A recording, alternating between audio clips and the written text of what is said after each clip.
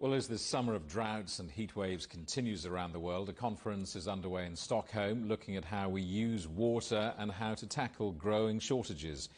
This year's World Water Week comes amid calls for urgent help for children in drought-hit parts of Africa. The United Nations Children's Agency, UNICEF, says over 16 million people in Ethiopia, Kenya and Somalia do not have reliable access to safe water.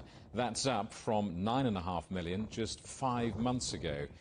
Well, the Stockholm International Water Institute has been organising World Water Week for the last 30 years. Torgny Holmgren is the Executive Director. Welcome to the programme. Thank you very much for your time.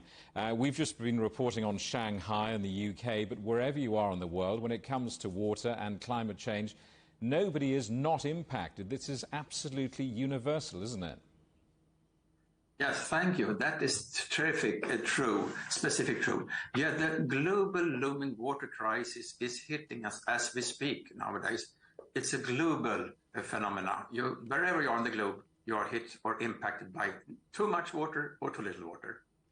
Have we in Northern Europe been too complacent about water? I mean, once upon a time in Britain, it was a national joke. I mean, it never stopped raining. I mean, we don't harvest rainfall in Northern Europe like other countries do, but that has to change, doesn't it? That's very true. I think we have been too accustomed to and been used to having water accessible, but that is not the case any longer in Northern Europe or even in other parts of the world.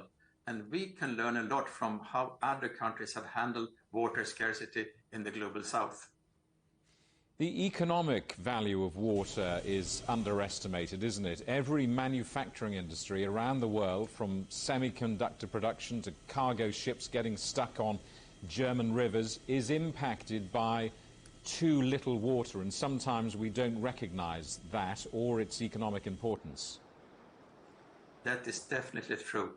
Every manufacturing industry relies on clean water, and I claim water is not a huge part of your production cost. But running out of water, it's a huge financial cost. You can even go out of business. So having access to clean water is most fundamental for every manufacturing industry in the world. Talk is easy at these conferences. Are you optimistic that you will see some solutions coming out of that gathering of yours?